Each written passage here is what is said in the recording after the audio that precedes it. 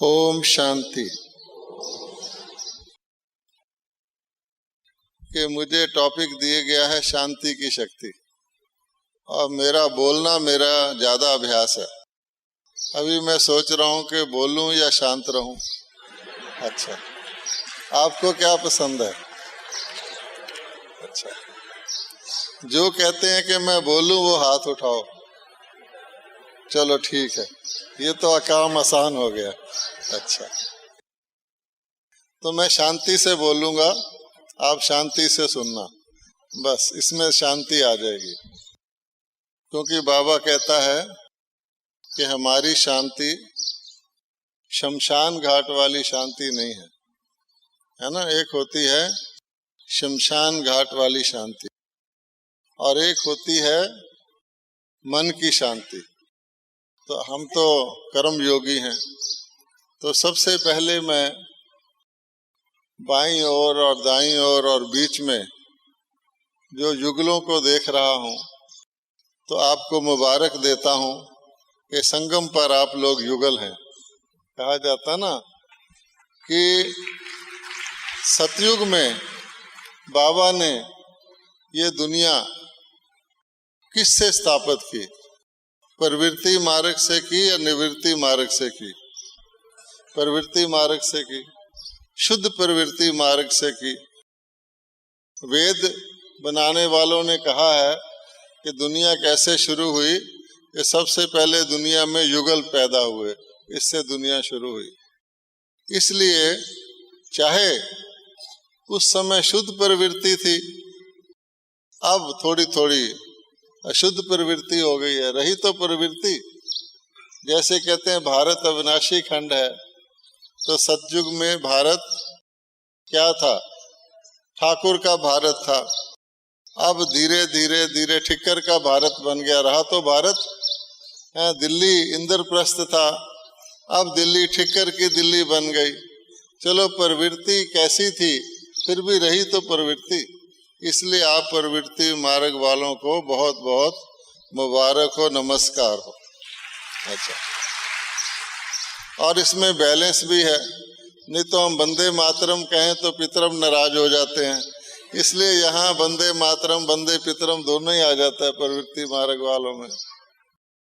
और हमें याद है जब हम लोग 1955 में ज्ञान में आए थे, तो गिनती के युगल होते थे, हैं?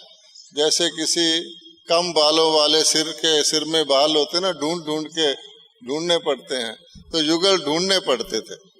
तो हमारे माता पिता युगल थे, और वो भी नॉर्थ इंडिया के युगल थे। उस समय लोग ये मानते थे कि सिंधियों की संस्था है, और नॉर्थ इंडिया के आत्माएं बाबा को बाबा माने, ये भी बड़ी बात गिनी जाती थी। और उसमें युगल बाबा को बाबा पहचाने, और भी बड़ी बात गिनी जाती थी। इसलिए हमें याद है हमारे परिवार को, अर्थात हमारे माता पिता युगल और हम दो भाइयों को बॉम्बे में बुलाया गया है। जैसे होता है ना, कोई नमूना पेश करते हैं, तो नमूना पेश करने के लिए बॉम्बे में बुलाया गया, फिर पूना में बुलाया गया कि सिंधी परिवारों में जा कर के उनसे मिलें और उनको बताएं कि हम भी बाबा के बच्चे हैं।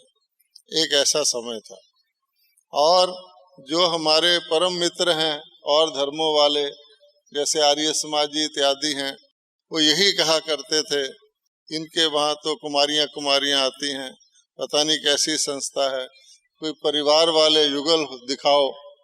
तो पंजाब में एक शहर था अम्बाला, वहाँ पर 13 युगल आते थे। वही एक जगह थी, यहाँ 13 युगल आते थे। तो वो बहुत अच्छा माना जाता था कि इतने युगल देखो आ रहे हैं। और आज तो बाबा के इसमें हैं, सतयुगी लक्ष्मी नारायण का तो हमने बैज लगाया हुआ है, और कलयुगी लक्ष्मी नारायण भी कायम रहें, ये भी बड़ी बात है। इसलिए युगलों को फिर से बहुत बहुत मुबारक हो कि आप युगल हैं। अब देखिए कि बाबा का ज्ञान बड़ा विचित्र है। बाबा क्या करते हैं कि जो आप नहीं हैं वो आपको बनाना चाहते हैं, और जो आप हैं उससे आपको भुलाना चाहते हैं। ये बाबा का ज्ञान है। कोई बच्चा आता है शरीर से, बाबा कहता है ये कहाँ का बच्चा है, ये तो 84 में जन्म में इसकी पुरानी आत्मा है, ठीक है, और ये तो वानप्रस्थी है। कोई बुजुर्ग आता है तो बाबा कहता है शरीर से बुजुर्ग है ना, मेरे तो बच्चा ही है। कोई धन से अमीर आता है, बाबा कहता है क्या है, सबका मिट्टी में मिल जाना है, सब गरीब हैं। कोई गरीब आता है, कहता है खुशकिस्मत हो तुम गरीब हो, क्योंकि बाबा से तुम्हारा योग अच्छा लगेगा। है कोई विधवा आती है तो बाबा कहता है तुम्हें तो बहुत मुबारक हो, तुम्हें ऐसा सुहाग मिल गया जो कभी हटेगा ही नहीं। अच्छा, अब इसी प्रकार से आप देखिए कि बड़ी खुशी की बात है कि आप युगल हैं। युगल को बड़े फायदे हैं। जैसे एक पहिए की साइकिल तो सर्कस में ही चलती है और 2 पहिए की साइकिल ठीक तरह से चलती है। तो युगलों को ये फायदा है, एक जरा इधर हुआ तो दूसरे ने उसको बचा लिया, दूसरा इधर को हुआ तो उसने उसको बचा लिया। कभी आपने 2 शराबी जाते हुए देखे हो, पकड़ के चलते हैं भाई इधर को ना गिर जाएं। तो इस प्रकार से युगलों को बड़ा फायदा है कि भाई हम एक दूसरे को सपोर्ट करके चलते हैं। लेकिन बाबा का ज्ञान फिर हर बात में कुछ ना कुछ निकालता रहता है। अब बाबा कहता है कि सन्यासियों के लिए बाबा क्या कहता है कि सबसे बड़ा खराब गलत काम सन्यासी करते हैं, क्योंकि वो शिवो हम कह के परमात्मा से बेमुख करते हैं, परमात्मा शिव से दूर करते हैं ये कह कर के शिवो हम है। और बाबा है बहुत लवली, बहुत फायदा करने वाला भी है, लेकिन बाबा की शर्त भी बड़ी स्ट्रांग है। वो क्या शर्त है, आप सब गीत गाते हो, मेरा तो क्या, मेरा तो शिव बाबा एक, और अगली लाइन क्या है, दूसरा न कोई। अब आप समझदार हैं, खुद ही समझ जाओ इसका मतलब क्या निकला। इसका मतलब ये निकला कि बाबा को बहुत ईर्ष्या आती है, कि ये क्या है कि आप जो है मेरे युगल मैंने तुमको बनाया और तुम दूसरे को युगल कह रहे हो, ये तो ठीक बात नहीं है ना। अच्छा, वो ऊपर से देखता रहता है कि कहते हैं बाबा मेरा तो शिव बाबा एक, दूसरा ना कोई, और नीचे को देखता है तो देखो ये तो नहीं कहते कि तू भी मेरा युगल है ये भी मेरा युगल है, हैं? फिर दोनों में कभी कभी किसको ज्यादा युगल देखते हो। इसलिए बाबा युगल से छुड़ाने के लिए युगल बनाता है। अब सोचने की बात है, तो क्या हम इतने एक दूसरे पर आधारित तो नहीं हैं? बड़ा खुश है, कुमार लोग भी कहते हैं हम युगल बन जाएं, अच्छा है, बेचारे कभी बीमार होंगे तो कोई पूछेगा तो सही, कोई दवाई तो दे देगा, खाना तो बना बनाया मिलेगा, है ना। बेचारे जब कुमारों की क्लास होती है ऐसी ऐसी बात करते हैं। एक कुमार बोला भाई हम सारी जिंदगी रोटी बनाते रहेंगे। उसने प्रश्न किया, मैंने कहा नहीं, कभी कभी चावल बना लिया करो, और क्या करो, है ना। इसी प्रकार से अब उनको मालूम ही नहीं है कि ये क्या मामला है। एक बारी हमें भी कहा गया आपको अपनी आप बीती सुनाते हैं, कितना अनुभव सुनाना चाहिए। तो एक बार जब हम अच्छी नौकरी करते थे, अच्छी तनख्वाह मिलती थी, सिर पर बाल भी बहुत थे, कंघी किया करते थे, तो एक कुमारी के माता पिता ने सोचा कि होता ना, एक तो होता है कुमारी बंधन में है, माता पिता उसको दुखी कर रहे हैं, तो ज्ञान में क्यों चलती है। उन्होंने सोचा चलो लोक लाज भी रह जाएगी तो अपनी कुमारी की सगाई कर दो, शादी कर दो, और ज्ञान में भी चलती रहेगी। इस प्रकार की बात लेकर वो मम्मा के पास आए।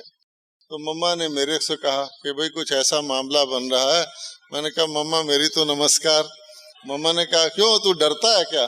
मैंने कहा नहीं मम्मा, मैं डरता नहीं हूँ, परंतु मैं एक दूसरा झाड़ देख रहा हूँ।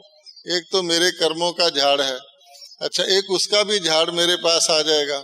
अच्छा, अब उसकी बहन की शादी हो तो मैं जाऊं, उसकी माँ मर जाए तो मैं जाऊं, पूरा उसके सारे रिश्तेदार मेरे रिश्तेदार बन जाएंगे, हैं?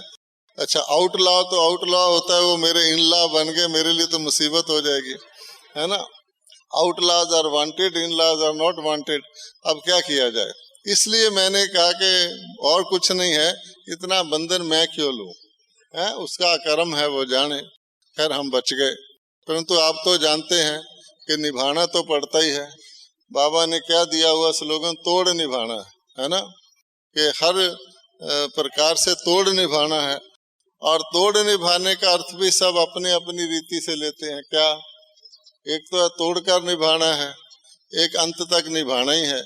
ये ज्यादा निभाना है, वो कुछ बचे टाइम तो वहां निभाना है, इस तरह से चलता है।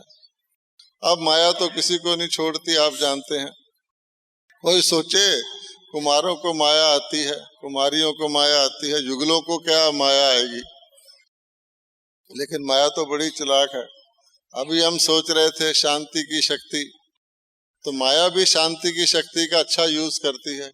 चुपचाप से आती, बता के थोड़ी आती है। आपकी बेल बजाएगी कि मैं आ रही हूँ, इन्फॉर्म करेगी, नहीं आ जाएगी।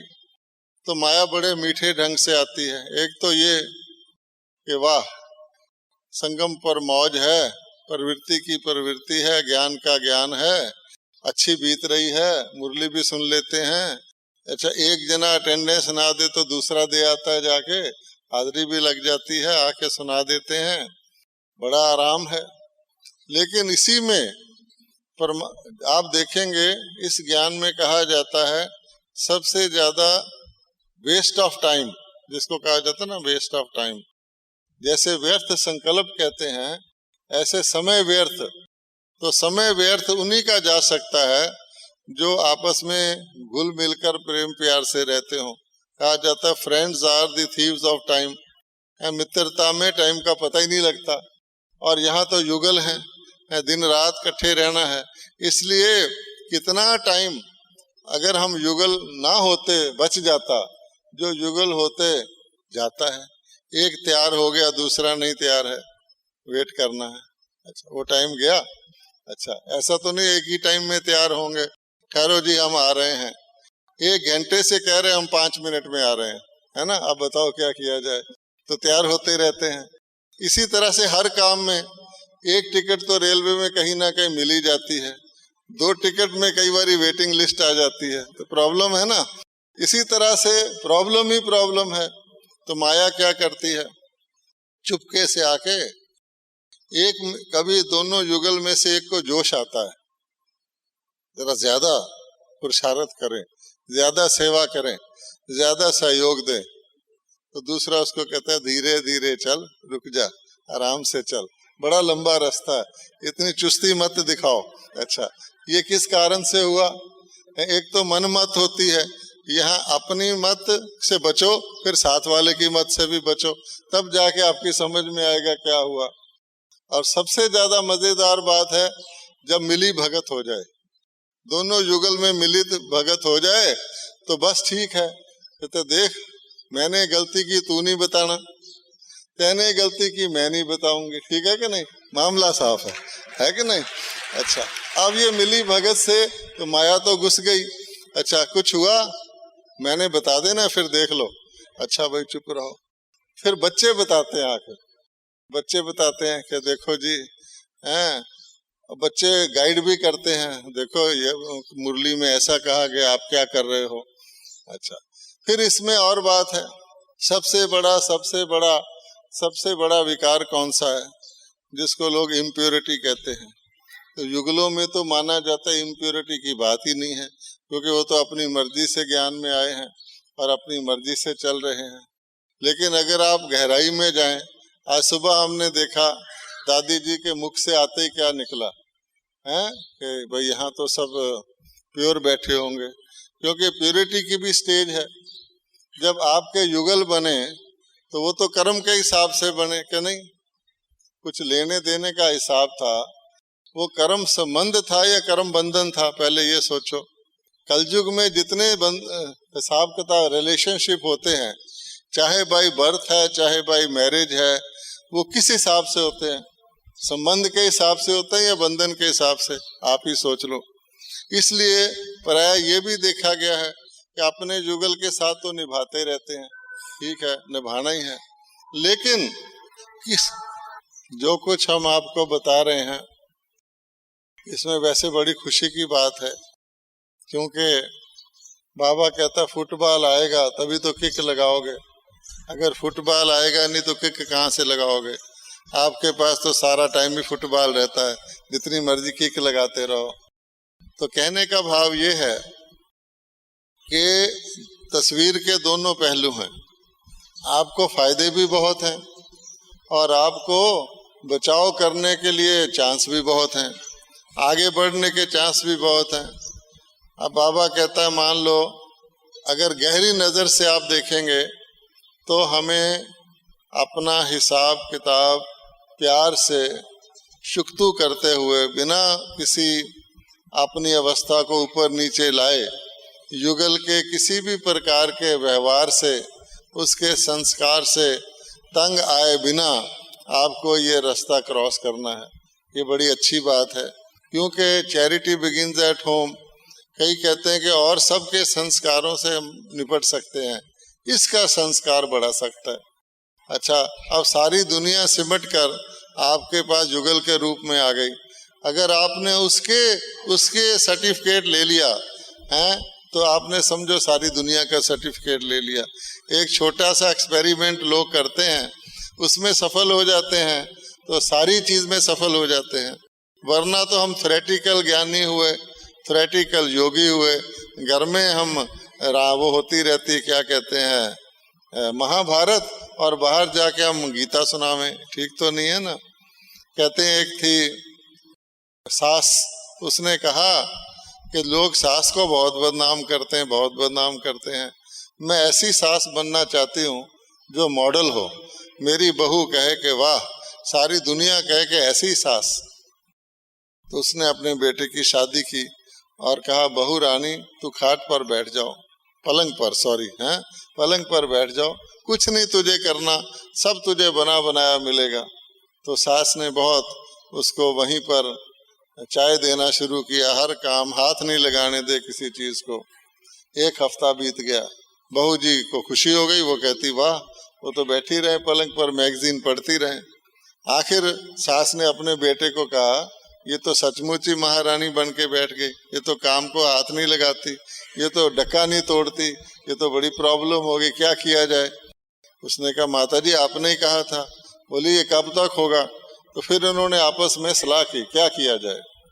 तो उसने कहा ठीक है, सुबह तुम ऑफिस जाओगे ना तो मैं उसके कमरे में झाड़ू लगाना शुरू करूंगी, तुम मुझे पकड़ लेना कि माता जी आपकी उम्र झाड़ू लगाने की है, लाओ मैं लगाता हूँ।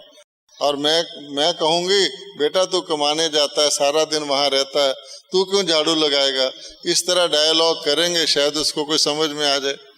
तो वो इसी तरह किया, एक बार किया, वो मैगजीन ही पढ़ती रही, जैसे फर्स्ट क्लास के डब्बे के पैसेंजर पढ़ते रहते हैं, देखते ही नहीं दूसरी तरफ। उसके बाद दूसरी बारी किया, जोर जोर से किया, आखिर उसने ऐसे किया। कहती क्या बात है, सुबह सुबह क्यों महाभारत कर रहे हो। उसने कहा देखो बेटा, हैं ये सारा दिन नौकरी करने जाता है, मुझे कहता है मैं झाड़ू लगाऊंगा। वो बोला देखो माता जी सारा घर का काम करती हैं, अब ये झाड़ू भी लगाएं, अच्छी बात तो नहीं। तो कहती क्यों आपस में लड़ते हो, एक दिन तुम लगा लिया करो, एक दिन तुम लगा लिया करो, हैं, समझा आपने। इस प्रकार से अब संस्कार की बात है, किसी को कोई भी संस्कार हो जाए बड़ी प्रॉब्लम है।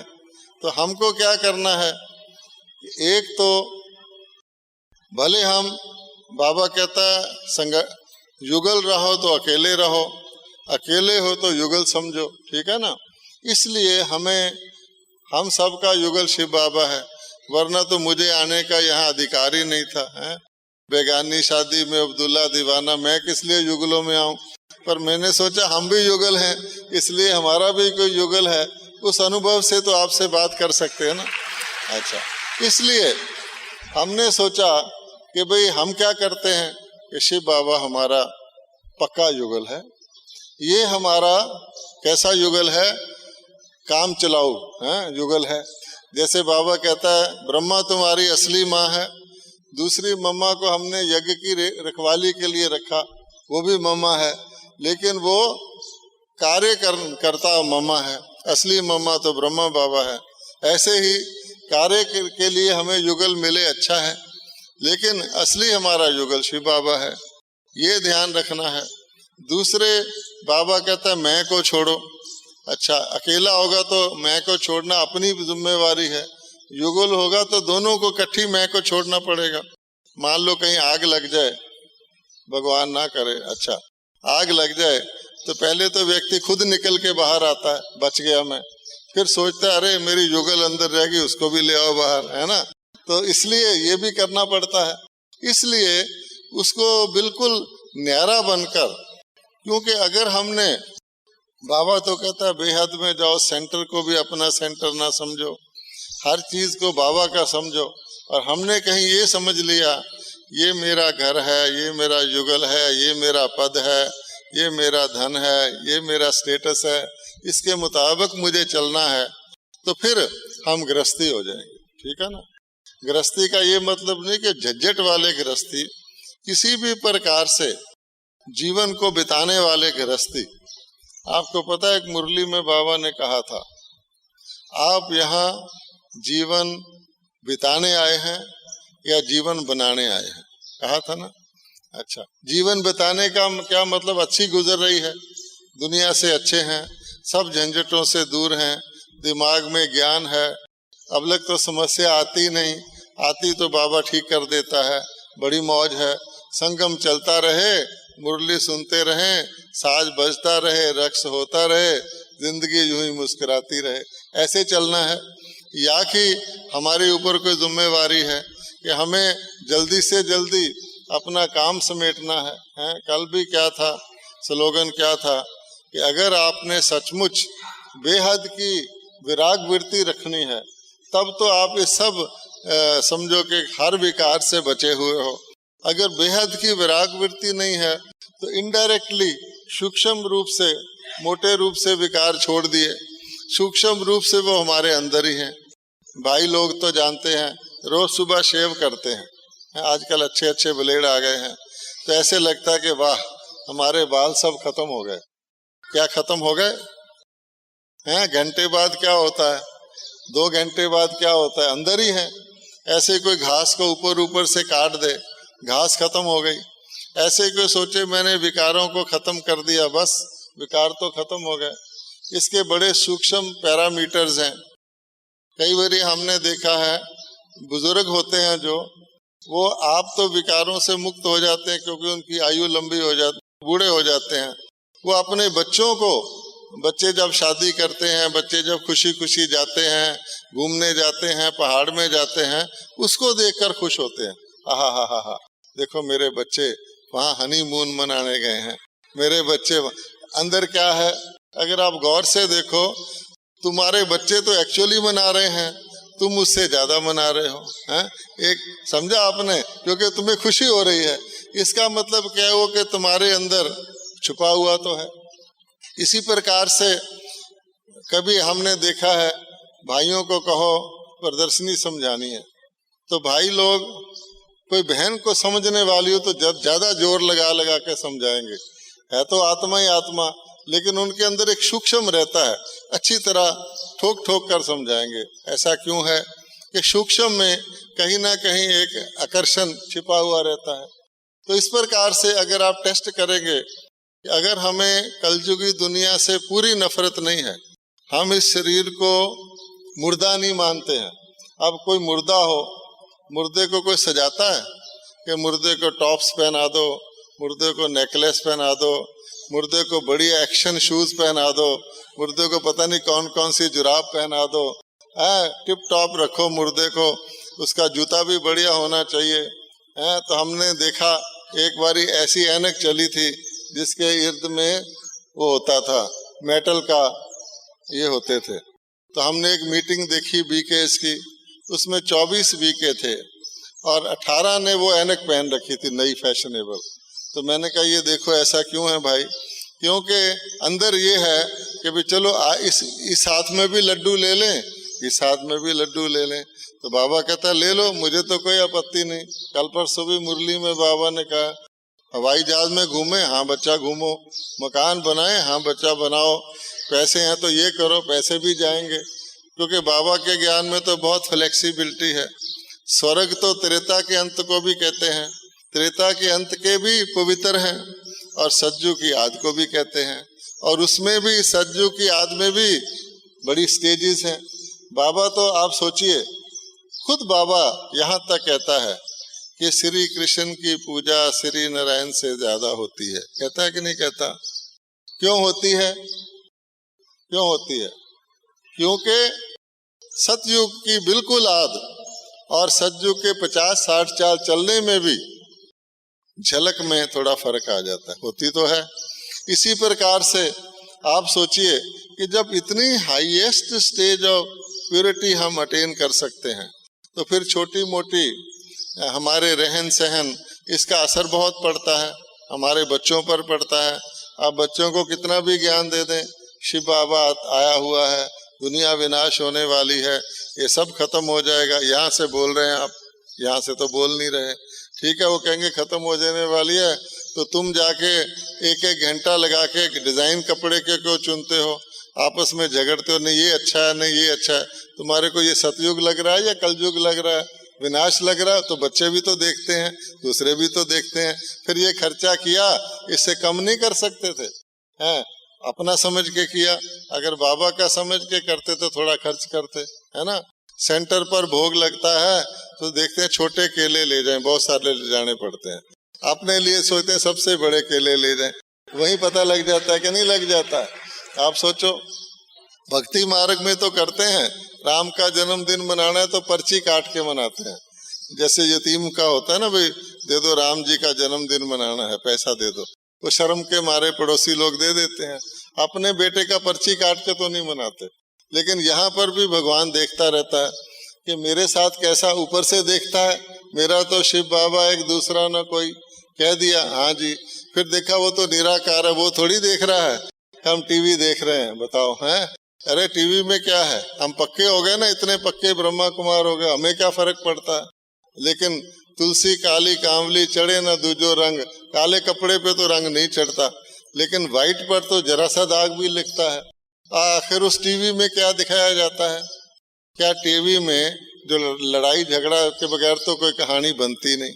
अच्छा, लड़ाई झगड़ा कलयुग में होता है, हमारी दुनिया में तो शांति शांति है।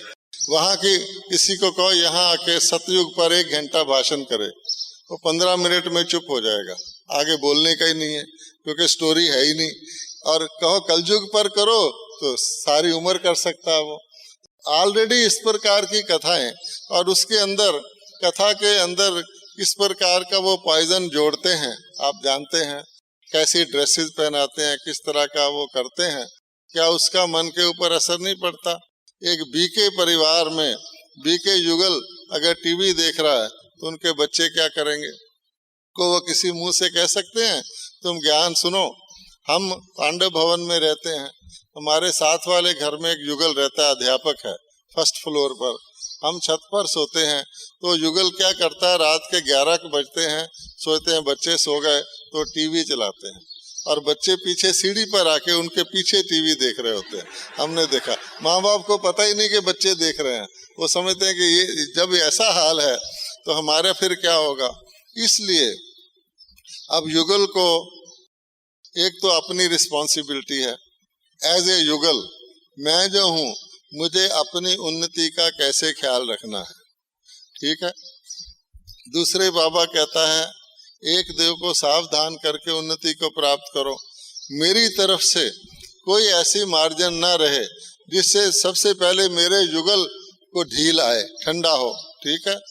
तो इसलिए उसको हेल्प करो ऊपर चढ़ने की, ना कि नीचे आने की। तो दूसरी रिस्पॉन्सिबिलिटी मेरे युगल के लिए हो गई।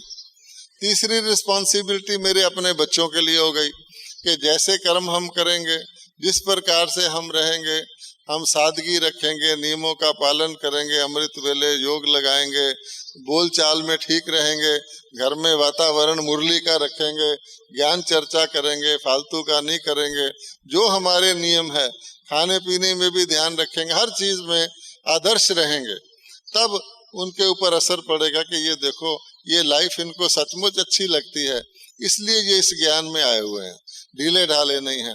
तो बच्चों के ऊपर भी असर पड़ेगा। फिर आपके परिवार वाले बाकी हैं, सिर्फ आपकी फैमिली में बच्चे ही तो नहीं हैं, आपके पेरेंट्स हैं और हैं, इधर उधर के रिश्तेदार हैं, उनके ऊपर भी हमारा कैसा असर पड़ना चाहिए। उनको ये लगे कि भाई ये सिर्फ नाम के बीके हैं, क्लास में जा जाते हैं, बाकी हमारी तरह ही हैं, सिर्फ कहीं का खाना नहीं खाते बस हैं, अंदर से इनकी रगें जुटी हुई हैं। आपने सुना है ना, एक होता है खरबूजा और एक होता है संतरा। खरबूजा बाहर से क्या दिखता है, सब फाड़ी अलग अलग है, उसके बाहर ही लाइनें लगी रहती हैं, कंपार्टमेंट बने होते हैं, है ना। और संतरा बाहर से एक होता है, अंदर उसके सब फाड़ियां अलग अलग होती हैं। खरबूजा देखने में अलग है, अंदर से एक है, और वो देखने में एक है, अंदर से अलग है। अब हमें क्या बनना है कि हमें दिखावे के लिए थोड़ी, सन्यासी लोग तो दिखावे के लिए सन्यास करते हैं, हमने तो सन्यास भी नहीं किया, बुद्धि से भूला है, लेकिन पक्की तरह भूला है तो उसका सबूत होना चाहिए। इस वास्ते मैं ये समझता हूँ, इसमें कहते हैं कि 8000 युगल हैं, 8000 आत्माएं हैं।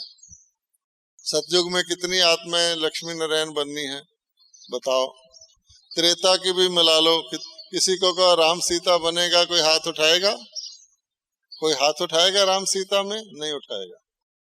अच्छा, अगर आपको कहा जाए कि लक्ष्मी नारायण बनना है, और युगलों का तो पहला अधिकार है, प्रवृत्ति मार्ग वाले तो हाथ उठाओ, तो जरा हाथ उठाओ, कौन कहते हैं हम लक्ष्मी नारायण बनेंगे? अच्छी तरह उठाओ। हाँ, अब क्या होता है, कहो लक्ष्मी नारायण का हाथ उठाओ तो एक दूसरे की शर्म के मारे उठा भी देते हैं। अच्छा, फिर जल्दी से नीचे भी कर लेते हैं। क्यों? कि भाई पहले तो देखते हैं दूसरे ने उठाया, मेरे सेंटर वाले ने उठाया, उठा दो, फिर नीचे भी कर लेते हैं। अच्छा, अगर कहो भी ठहरो, किसी ने लिस्ट बनानी, आप सबका नाम नोट किया जाएगा, तो उठा के ना फिर अंदर जब बोलेगा तो फिर हिलना शुरू हो जाएगा, ऐसे ऐसे ऐसे ऐसे ऐसे। ये क्यों हिल रहा है भाई? तो ठीक तरह रखो, अच्छा खड़ा रखो, फिर ऐसे कर लेंगे। कारण क्या है कि दिल तो बोलता नहीं। क्यों नहीं बोलता? अपने आप कैलकुलेट करते हैं, 8 लक्ष्मी नारायण हैं, दादियों के नाम गिनते हैं, पूरे हो गए, तो हम काहे को हाथ उठा रहे हैं? पूरे तो हो गए। अच्छा, हम तो युगल हैं, घर में रहते हैं, संसारिक हैं, ठीक है, बाबा के बच्चे हैं। अच्छा चलो त्रेता की गद्दियां ले लो, वो भी पूरे हो गए। अच्छा, अभी क्या करना है? अच्छा, या तो बाबा कह रहा है, ठीक नहीं कह रहा, कि कोई भी लक्ष्मी नारायण बन सकता है, या हमारी सोच में कुछ फर्क है ना, हमने निश्चय नहीं रखा हुआ। बाबा कहते हैं निश्चय आत्मक विजयंती। हम सोचते हैं ये तो सारा दिन ज्ञान सुनाते हैं, इतनों की सेवा करते हैं, इतनों आशीर्वाद लेते हैं, सब इनके चरणों में झुकते हैं, ये बनेंगे या हम बनेंगे? बात खत्म। इसको आप परचिंतन कहेंगे या स्वचिंतन कहेंगे? बताओ। ये भी एक सूक्ष्म तरह का परचिंतन है। परचिंतन के लिए क्या कहा गया है? परचिंतन किस चीज की जड़ है? कहा गया ना। अच्छा, और स्वचिंतन बजाय हम अपनी फिक्र करें, हम कैलकुलेट करना शुरू कर देते हैं। और कैलकुलेट करके क्या होगा? अगर आप अपने से बड़े को देखोगे, ऊंचे को, तो आप निराश हो जाओगे, मेरा चांस नहीं है। और अगर अपने से छोटे को देखोगे, जो कभी कभी क्लास में आता है, बाजार से खा भी लेता है, तो आप अलबेले हो जाओगे, इससे तो मैं अच्छा हूं ना।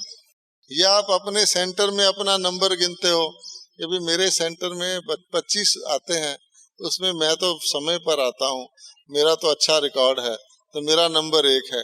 लेकिन वहां पर नंबर आपके सेंटर का लगेगा या सारे वर्ल्ड का लगेगा? सोचने की बात है।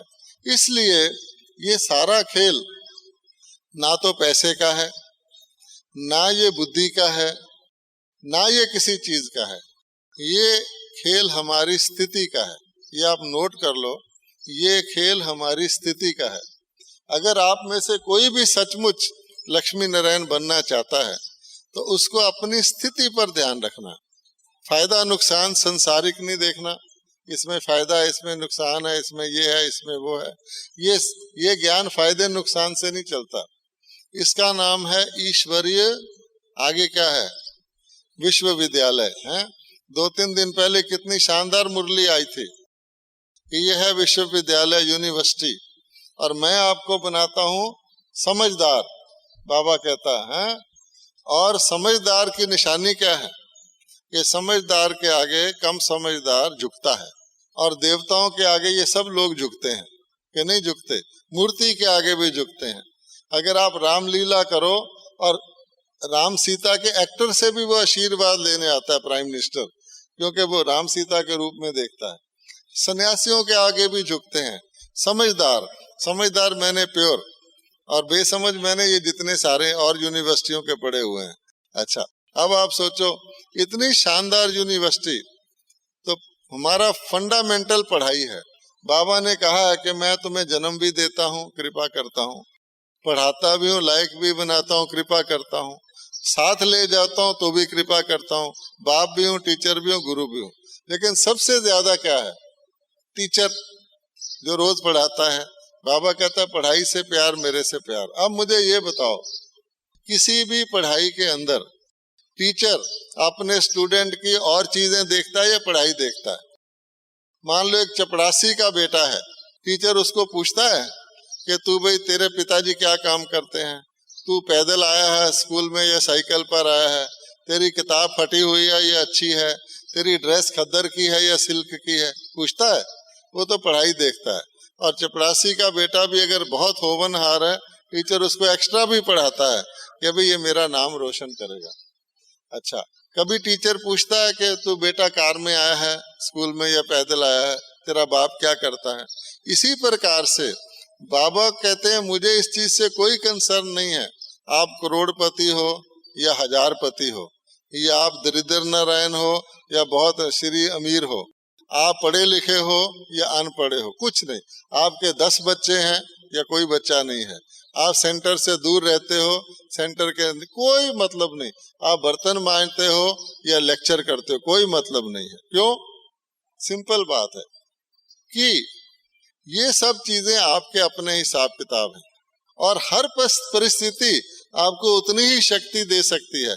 10 बच्चे वाले की परिस्थिति भी उतनी स्थिति दे सकती है जो बिना बच्चे वाले की है। अगर बिना बच्चे वाला तड़पता ही रहे, हाय मेरे बच्चा नहीं, स्वर्ग एक तरफ है, बच्चा एक तरफ है, तो गया।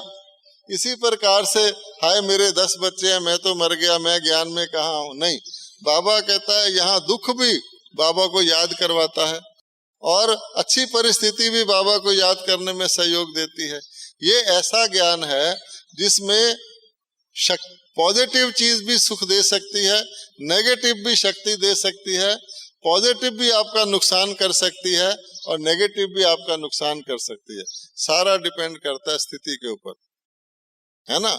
अगर मैं बहुत धनवान हूँ, मैं यज्ञ में बहुत सहयोग देता हूँ, मुझे अहंकार आ गया, मैं ही तो सेंटर चलाता हूँ, इन सब को मिलाकर इससे ज्यादा तो मैं ही मददगार हूँ। आपको जो नशा चढ़ गया तो वो जो उसकी प्राप्ति होनी थी वो उस कैंसर को लगेगी या आपकी हेल्थ को लगेगी? वो तो अहंकार का कैंसर बन गया। करते जाओ, मैं बहुत बुद्धिमान हूँ, बहुत अच्छा भाषण करता हूँ, मेरे भाषण को लोग बहुत तालियां बजाते हैं। अगर आपने अपने दिमाग में चढ़ा लिया कि बाबा के निमित्त बनाया हुआ वो भूल गए तो आपको नशा चढ़ जाएगा, वहीं आपकी तरक्की रुक जाएगी। मैं बहुत अच्छा कवि हूँ, बहुत अच्छी कविता गाता हूँ, कहीं आ गई दादी जी मेरी कविता कराओ, मेरी कविता कराओ, सारा ज्ञान सुनेंगे नहीं, कविता की तरफ ध्यान रहेगा, आपका गुण आपके खिलाफ चला गया। इसी प्रकार से आपके अंदर कोई कमी है, 2-4 दिन पहले भी बाबा ने कहा है, क्या भाग्यवान वो है जो अपने भाग्य को याद करता है, जो अपने कमियों की माला सिमरता है वो भाग्यवान नहीं, उसका सारा दिन यही रहेगा, ये भी नहीं है, ये भी नहीं है, तो नेगेटिव थिंकिंग हो गया। इस वास्ते हमें किसी भी स्थिति में हमें सावधान रहना है, हमें टाइम वेस्ट नहीं करना है, हमें अपना कार्य पूरा करना। आप सोचो, ब्रह्मा बाबा ने विनाश की डेट पूछी या कार्य को पूरा किया? मातेश्वरी जी ने विनाश की डेट पूछी या अपनी अवस्था को पूरा किया? जितने बड़ी बड़ी दादियां हैं जो अभी गई हैं, उन्होंने विनाश की डेट को देखा या अपनी स्थिति को कंप्लीट किया? तो अगर हम यही सीख लें कि हमें तो अपनी स्थिति कंप्लीट करनी है, मुबारक है अगर हमें साधन है, अच्छी बात है, लेकिन उन साधनों में फंसकर हम अपनी स्पीड को ढीला कर लें। ये तो भक्ति में भी कहते थे कि दुख अच्छा होता है जो भगवान को याद कराता है, सुख जो है वो अलबेला बना देता है। तो अभी तो हम ज्ञान में हैं, फिर ज्ञान में हमारे भक्ति के संस्कार मिक्स हो जाते हैं। एक बात और है कि हम अगर अपनी कोशिश से, अपनी शक्ति से कोशिश करेंगे हमें सफलता मिले, तो आपको लिमिटेड सफलता मिलेगी। सफलता भी मिलेगी, कभी नहीं भी मिलेगी। अगर आप परमात्मा की शक्ति से करेंगे तो आपको सफलता मिलेगी पूरी। बाबा जब कोई बात कहता है उसके साथ शक्ति भी देता है, एक वरदान देता है उसके साथ शक्ति भी देता है वरदान को यूज करने की। लेकिन हम पहले ही ढीले हो जाएं, बाबा ने वरदान दिया, पता नहीं मैं उसको लागू कर सकूंगा या नहीं। क्यों? इसके पीछे सारा आपका लाइफस्टाइल है। मैं, मेरा धन, मैं यज्ञ को चलाता हूँ, या बाबा मुझे देता है या मैं बाबा को देता हूँ, मैं बहुत बुद्धिमान हूँ, मैं बहुत सहयोगी हूँ, आराम से चलता हूँ, दादियों से बड़ा स्नेह है, ये वो, ऐसी भंडारी में पैसा डालने की बजाय हाथ में जाके देता हूँ, पता तो लगे मैंने दिया है, दे दो, तुम्हारा कुछ जाएगा नहीं, तुम्हारी शक्ति कम हो जाएगी। तब बाबा कहता है आदि शक्ति तो हम अपनी वैसे ही गवा लेते हैं मैं मेरा करने में। इसलिए देह भान को छोड़ने के लिए इस दुनिया से नफरत होनी चाहिए, विराग तो छोड़ो। जब हमें इस दुनिया से नफरत होगी तो नई दुनिया लाने की कोशिश करेंगे। हम सिर्फ समझते हमने आना है, अगर हम आएंगे तो प्रजा बन के आएंगे, अगर हम खुद नहीं ला सकते तो लाने वालों के सहयोगी बन के भी हम सफलता। कल परसों बाबा ने कहा है अगर कोई माता छोटा सेंटर, पता नहीं कौन सा गांव का कोड वगैरह, 4 आत्माएं भी उसमें आ जाएं तो भी महान भाग्यशाली, स्वर्ग की यूनिवर्सिटी खोलने के लिए। इसलिए बाबा ये नहीं देखता, और आपके हाथ से जितनी आपकी मनसा स्ट्रांग होती जाएगी, आपके हाथ से बाबा आपे ही ऐसे ऐसे कार्य करा लेगा। उसका काम है करवाना। बाबा सिर्फ भावना देखता है, वो स्थूल कुछ नहीं देखता है। एक तो भावना देखता है और एक आपकी स्थिति देखता है कि मेरे बच्चे बन के कितना चलते हैं। भक्ति में कहते लंगड़े को पार करा दिया, अंधे को दिखा दिया, हैं जी। तो वो किस लिए कहते हैं? सर्वशक्तिवान है। हम सोचते हैं अपनी शक्ति से पुरुषार्थ करके सफल बन के, विजयी बन के बाबा के आगे जाएं। ये हम भक्ति में भी करते थे।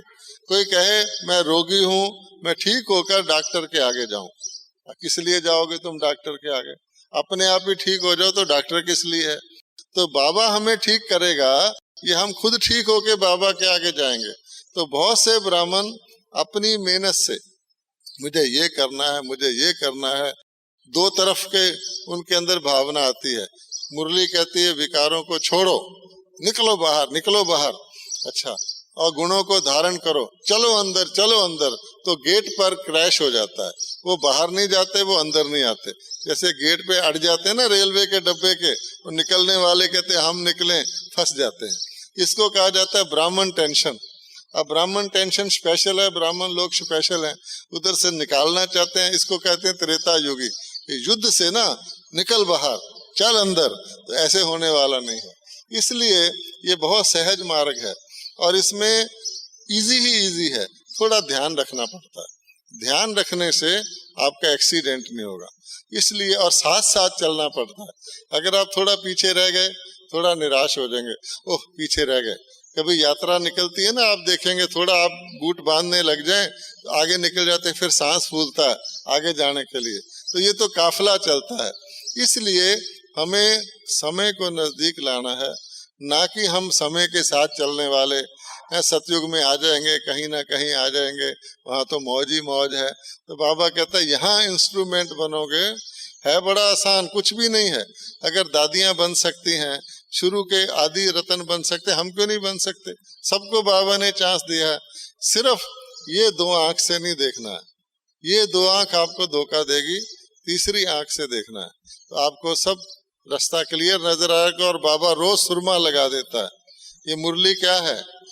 सुरमा है, तीसरी आंख का, इन 2 आंख का नहीं। और बाबा एक झूला भी रोज झुला देता है। चलो बच्चे, राजकुमारों को प्रेम में ले जाते हैं ना घुमाने के लिए, एक झूला अपनी तरफ से रोज लगवा देता है। तीनों लोकों का, तीनों कालों का चक्कर फ्री है, सब ब्राह्मणों का जन्म सिद्ध अधिकार है। बैठ जाओ और मुरली सुनते सुनते आप लोक पर लोक का चक्कर लगा के बुद्धि के सब जाले साफ हो जाते हैं। अगर थोड़े बहुत दिन में लग जाएं, अगले दिन फिर साफ हो जाते हैं। इसलिए एक तो मुरली को ना छोड़े, लंबा चौड़ा प्लान ना बनाएं, सुबह से शाम तक की दिनचर्या को कायम रखें, हल्के रहें, फुल्के रहें, और कहें मन में रखें बाबा हम निमित्त हैं, हमसे जो करवाना करवा ले, निमित्त ही रहें। फिर उससे अंदर ना मैंने किया, तो आपका बेड़ा बहुत जल्दी पार है। इतने युगल अगर सचमुच ज्वाला रूप बन जाएं, बाकियों को छोड़ो, कुमारों कुमारियों को, इतने युगल बन जाएं तो स्थापना 1 साल के अंदर पूरी हो सकती है। आप बताओ, आप करोगे? थोड़े ढीला ढाला छोड़ के कि हम वो युगल नहीं हैं, दूसरे शक्ति सेना है, इसलिए बेड़ा पार हो जाएगा। ओम शांति।